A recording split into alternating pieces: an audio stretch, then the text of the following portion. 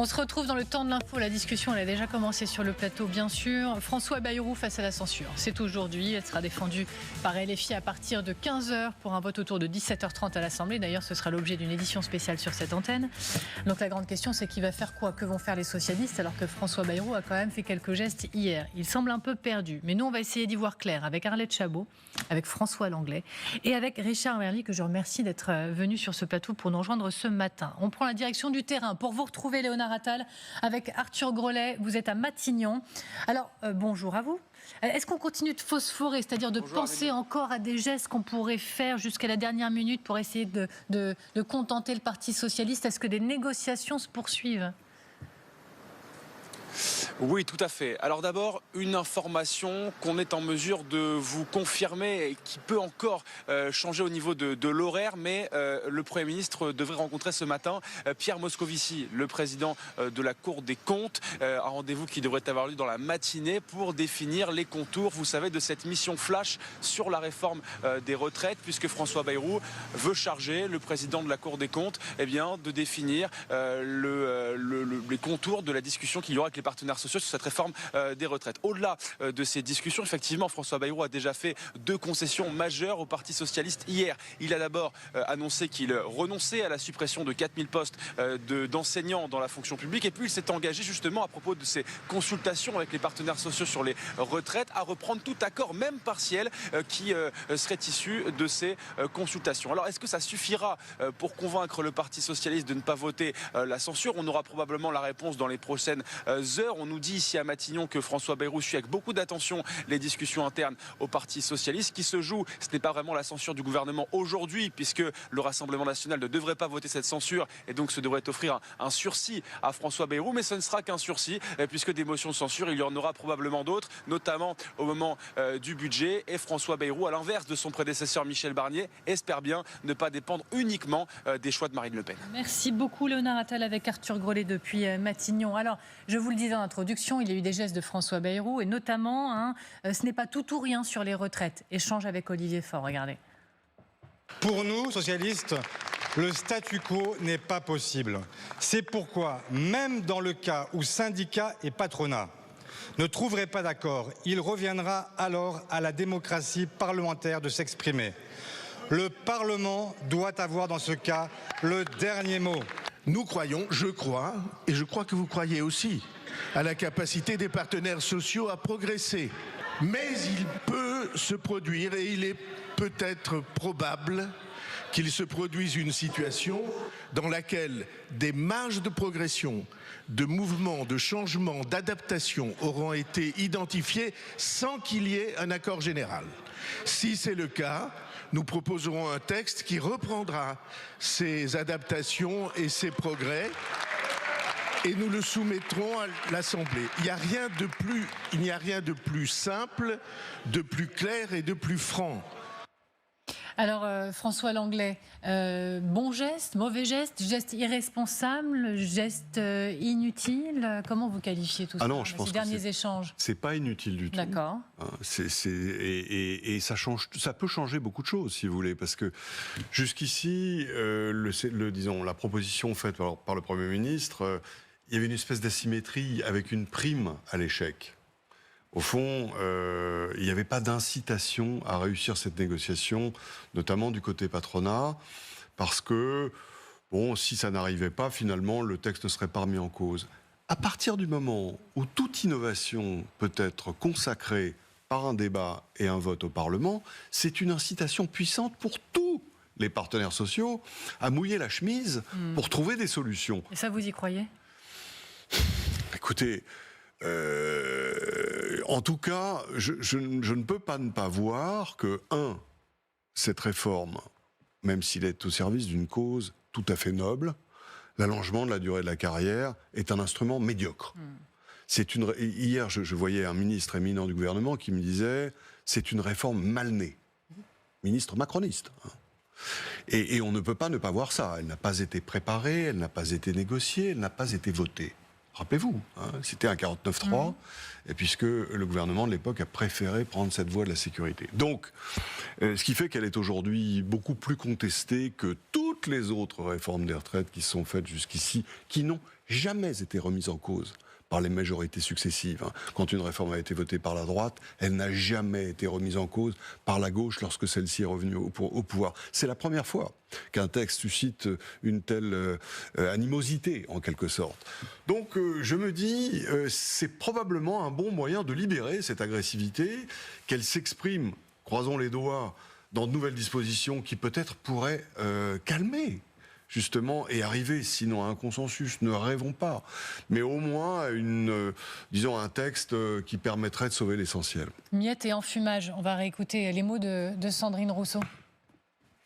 Moi, je ne veux pas des miettes. Je pense que notre force politique du nouveau Front populaire vaut bien mieux que quelques miettes lâchées comme ça, comme on les lâcherait aux pigeons. Donc ça suffit. Nous ne sommes pas des pigeons. Relevons la tête et soyons fiers de notre programme et de nos revendications.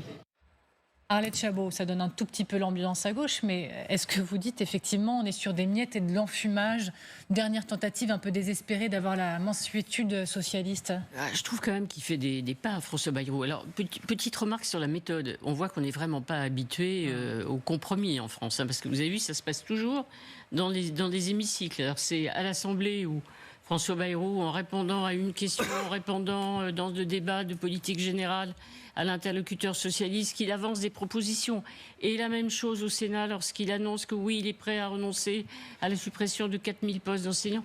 C'est au Sénat en réponse aussi à une intervention d'un sénateur. Ça ne se passe pas. On est sorti des discussions à Matignon ou dans les locaux de Bercy ou du ministère de la Santé et du Travail. C'est quand même assez curieux comme méthode. Ah, vous voulez ça, je vais vous le donner. On n'a jamais vu ça quand même, c'est étrange. Après, ce ne sont pas des miettes, ce sont effectivement des avancées. Les 4000 postes aussi dans l'éducation nationale, le renoncement réclamé, bien entendu. Geste important confirmé par Elisabeth Borne dans le Parisien. C'était une demande, notamment des socialistes, mais de la gauche, évidemment, en général. Donc, il y a des avancées. Après, c'est très simple. Les écologistes ont décidé de voter la censure, quoi qu'il arrive, donc c'est fait. Et d'ailleurs, il n'y avait pas beaucoup de doutes, même s'ils ont participé à des discussions, notamment à Bercy. Ils retournent dans la maison de la France Insoumise et la maison du NFP. Pas de surprise pour les socialistes, et c'est là qu'on arrive effectivement au dilemme du jour. Que faire ? Faut-il continuer sur la voie de la discussion et encourager le Premier ministre à persévérer ? Ou faut-il lui dire « Ah, là, vous avez fait un pas, mais ce n'est pas suffisant, et on vote aujourd'hui la censure ». C'est ça le dilemme. Mais ce ne sont pas des miettes. Il y a des concessions. C'est pas ce que veut la gauche, mais c'est plus que certains dans le bloc central ou à droite souhaitent, évidemment. Et donc, effectivement, la question du jour, c'est in fine que va faire le PS. On va prendre la direction de l'Assemblée pour poser la question à Thibault Petit, sur place avec Juline Garnier. Bonjour, merci beaucoup d'être avec nous. Alors, le PS se retrouve à midi aujourd'hui pour décider. Pour décider quoi ? C'est le grand dilemme au sein du Parti socialiste de voter ou non la censure, avec ceux qui d'un côté voudraient la voter, qui s'estiment bernés dans les négociations avec le gouvernement et qui veulent donc lui donner un avertissement tout en gardant l'union du nouveau Front populaire, et puis de l'autre ceux qui ne souhaitent pas la voter de peur que le gouvernement ne se remette ensuite dans les mains du Rassemblement national. Hier, on était à peu près sur une répartition 60-40, c'est ce que nous disait un participant, mais aujourd'hui je vais être prudent, c'est beaucoup plus compliqué. Le Parti socialiste est très divisé, d'autant plus qu'il y a des pressions en dehors de l'Assemblée nationale. Plusieurs grands élus du Parti socialiste montent au créneau pour qu'il n'y ait pas de censure. C'est ce qu'on nous dit dans l'entourage d'Anne Hidalgo, par exemple. Pas certain qu'une position claire ne se dégage d'ici la mi-journée. Merci beaucoup Thibault Petit et Juline Garnier. Donc, c'est dense, c'est compliqué. Ce brouillard est quand même plutôt bien entretenu. Richard Verly, oui, vous êtes, je le rappelle, vous travaillez pour un quotidien suisse. Moi, je suis quand même assez curieuse de savoir comment on regarde tout ça depuis chez nos voisins. Alors, si vous le regardez depuis la Suisse, beaucoup de gens se demandent pourquoi Emmanuel Macron, François Bayrou ne font pas un référendum sur les retraites. Oui. Bien évidemment, c'est une question spécifiquement helvétique, mais avouez que ça clarifierait les choses. De dire voulez-vous ou non prendre la retraite à 64 ans, sachant que la plupart des pays européens la prennent plus tard. Je rappelle qu'en Italie en ce moment, on discute de la prendre à 68 ans. Et c'est l'Italie, un pays qu'on a souvent considéré comme laxiste.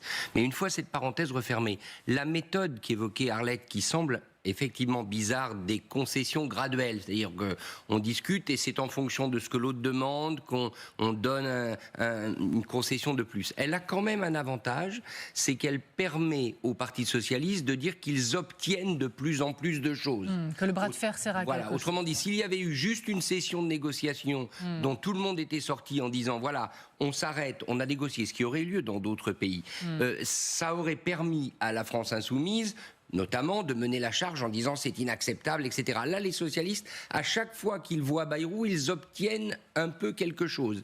C'est pas mal dans la méthode, je ne sais pas si ça va être concluant. Après, pour revenir sur le cadre général, il va falloir qu'à un moment donné, quand même, François Bayrou, on ne peut pas à la fois convoquer une conférence sociale à laquelle on donne les pleins pouvoirs sur la réforme et petit à petit, quand même, lui fixer un agenda. Donc il va falloir à un moment donné s'arrêter et dire maintenant c'est vraiment dans la main des partenaires sociaux. Moi, une chose qui me frappe, c'est que les partenaires sociaux, alors j'ai vu passer une déclaration de la secrétaire générale de la CFDT, si je ne me trompe pas, mais je suis surpris qu'ils ne se saisissent pas davantage de l'occasion pour ensemble dire on est pour cette négociation, on est pour cette conférence sociale. C'est quand même un peu injuste. François Bayrou essaye de faire renaître dans ce pays le dialogue social qui, vu d'Europe, est un problème. Et les partenaires sociaux ont l'air un peu d'y aller à reculons. Alors, c'est vrai que c'est d'autant plus paradoxal, ou ça nous interroge d'autant plus qu'il y a eu quand même un communiqué rarissime il y a quelques semaines de tous les syndicats, à l'exception de la CGT, plaidant ensemble pour la stabilité, disant que le moment était quasi historique. Et là, Richard Verly dit qu'ils ne sont pas au rendez-vous ensemble. Non, c'est vrai. Mais d'abord, je pense qu'ils ne rentrent pas dans cette négociation avec les mêmes objectifs. Et de ce point de vue, patronat et syndicats, c'est vraiment différent. Mais au-delà de ça, je pense qu'il y a un peu le syndrome de celui à qui on a tapé sur la tête pendant des années et qui n'ose plus, qui ne sait plus très bien comment faire. La légitimité des partenaires sociaux sur ces grandes questions a été tellement hypothéqués systématiquement depuis que Macron est là, qu'ils sont habitués finalement à négocier sur des bouts de chandelle et à ce qu'on ne les respecte pas ou peu. Mais vous avez raison, c'est vrai qu'ils auraient aujourd'hui jour à dire eh bien écoutez, on va montrer ce qu'on est capable de faire pour tenter de restaurer cette démocratie sociale en France, qui finalement, d'ailleurs, quand on regarde les rares endroits où les partenaires sociaux continuent à gérer eux-mêmes, la retraite du privé, Agirc Arrco, c'est formidable. C'est vrai. Aucun déficit. Plusieurs dizaines de milliards d'euros de réserves. Et puis une certaine responsabilité dans la gestion des paramètres, qui n'est pas toujours en faveur des assurés, d'ailleurs, parce qu'il y a eu l'introduction de cette fameuse décote il y a quelques années, que Laurent Berger, patron de la CFDT à l'époque, a avalé. Donc il y a des précédents, et pour autant, j'ai l'impression qu'il y a une espèce de syndrome justement, de celui qui sort de sa cave et qui voit la lumière et est un peu effrayé, quoi. Allez, c'est l'heure du qui a dit. Qui a dit la vie politique est binaire? Si on ne vote pas la censure, on est dans le soutien au gouvernement. C'est pas très difficile, celle-là, Arlette Chabot. Du côté de la France insoumise, peut-être. Oui, tout à fait. Exactement. Voilà, c'est Manuel Bompard, coordinateur national de la France insoumise. En effet, mais est-ce que c'est ça ce qui se joue aussi? Est-ce que vous imaginez que le PS soit encore sous pression là en ce moment de la France insoumise et que ce soit aussi l'un des freins à coup de menaces de guerre d'investiture, etc., etc. Vous savez bien que c'est le cas, bien entendu, avec une menace très précise. Vous avez vu sur les circonscriptions. Oui. On reprend les circonscriptions des députés qui ne voteraient pas la censure. Il y en a un qui est visé, il s'appelle Olivier Faure. Il est élu de Seine-et-Marne. Et s'il a, par exemple, un adversaire de la France insoumise en face de lui, il aura des difficultés à être réélu en cas de dissolution. Donc pression, chantage, menaces, accusations de trahison. De toute façon, quel que soit le choix du Parti socialiste aujourd'hui, ils subiront les foudres, l'ironie, le mépris des insoumis. Pourquoi? Parce que s'ils votent la censure, ils seront moqués sur le thème « Ah, vous avez été bien naïf » et vous revenez à la maison. Et s'ils ne votent pas la censure, ils sont donc accusés de trahison. Donc au fond, du côté de la France insoumise, ça devrait les rendre un tout petit peu plus libres, au fond, les socialistes, puisque de toute façon, encore une fois, ils seront la cible. Ce qui est beaucoup plus fâcheux ou qui peut interroger des socialistes, c'est évidemment la réaction de leurs électeurs qui considéraient qu'ils ont eu raison ou tort de continuer à discuter avec François Bayrou. C'est une autre question. En quelques secondes, on ne parle pas assez des Français. Et les Français dans tout ça, est-ce qu'ils condamneraient, c'est un peu fort comme mot, mais les socialistes, s'ils votaient la censure? Je voyais un sondage encore, c'est Elab, c'est ça, non? Qui disait que c'était 62%. Elab, qui disait que 62% des Français ne souhaitent pas que le gouvernement soit renversé. Non, bien sûr. Probablement, les Français seraient tout à fait favorables à ce que cette censure ne soit pas votée parce qu'ils ont envie d'un peu de stabilité. Stabilité, c'est un mot un peu flatteur, disons, ils n'ont pas envie du bazar. Le coût de la première censure a été élevé, le coût d'une deuxième censure le serait encore davantage. Mais c'est l'autre aspect de cette affaire-là qui est très intéressant, parce que bien évidemment, les socialistes pourraient tirer une certaine rémunération politique d'une attitude raisonnable, mais derrière, il y a les municipales quand même. Ouais. Et puis il y aura peut-être des législatives avant même les municipales. En fait, ce qui se joue en ce moment, c'est le congrès de Tours. C'est le congrès du PS. C'était le congrès de Tours 1920 où les communistes et les socialistes se sont séparés. C'est-à-dire, c'est la reconstruction de deux pôles de gauche différents. L'un étant réformiste, acceptant les règles du système, l'autre étant pseudo-révolutionnaire. L'autre jour, j'ai réalisé que je payais des trucs tous les mois juste parce que j'ai la flemme de les résilier. Genre mon abonnement à Jeune et Chevelu, moyen utile depuis que je suis papa, et chauve surtout. Alors qu'épargner 30 € ou plus par mois avec l'assurance vie Maïf pour vous constituer un capital, ça, c'est utile. Maïf, assureur militant.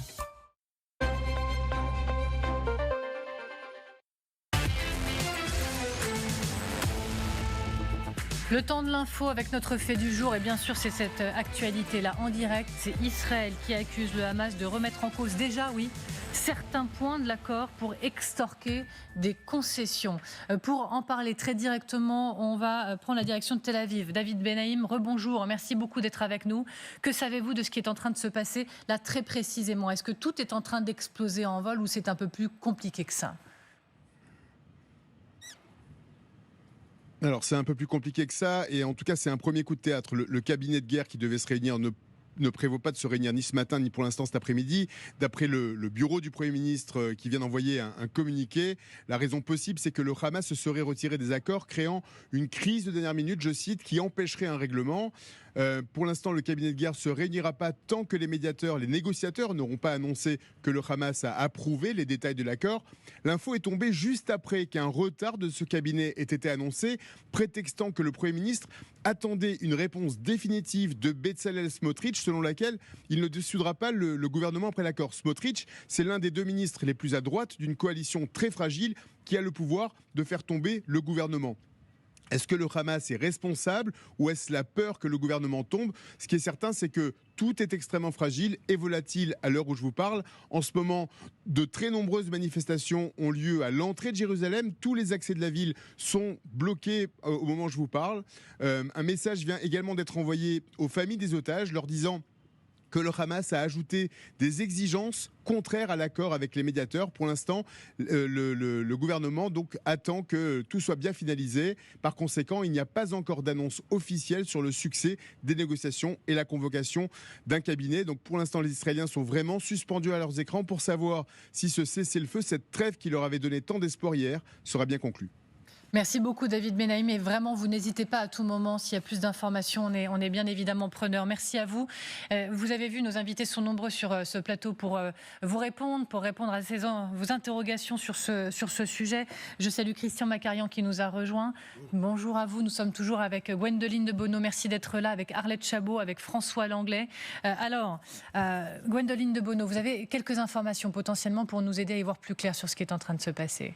Oui, alors il y a déjà des points de blocage de part et d'autre. Ce qui semble être le principal point de blocage, c'est une clause de l'accord en fait qui garantit à Israël que l'État hébreu a un droit de veto sur l'identité des prisonniers palestiniens accusés de meurtre qui peuvent être libérés dans l'accord. Ça, il semble que le Hamas veut garder la main sur l'identité des gens qu'il veut voir libérés, et les Israéliens ne l'acceptent pas. Il semble y avoir un blocage là-dessus.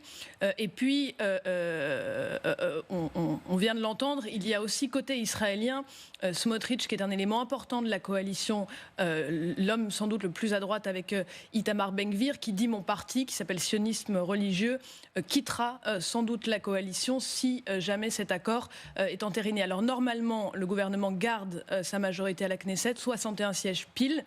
Mais ça met en danger la coalition. Donc déjà, de part et d'autre, on voit eh bien, qu'il y a encore des blocages. Il ne faut pas oublier côté Hamas que celui qui négocie, en tout cas celui qui donne son go final, c'est Mohamed Sinwar, c'est le frère de Yahya Sinwar. C'est lui qui a participé à l'enlèvement du soldat Gilad Shalit à l'époque, et son frère a été libéré à l'issue du deal Shalit. C'est un dur. Il sait très bien que voilà, Donald Trump a annoncé qu'il avait obtenu cet accord. Biden l'a fait, donc il sait qu'il a peut-être encore voilà, quelques heures, quelques jours pour obtenir plus. Donc on est encore dans la phase finale et on en revient à ce qu'on disait tout à l'heure. Il faut rester prudent jusqu'à dimanche midi 15, jusqu'à ce que eh bien, les combats s'arrêtent et les otages soient bel et bien sortis. Pour bien comprendre de quoi on parle, les bases de ce sur quoi nous partons, retour sur les conditions de l'accord avec Camila Campuzano.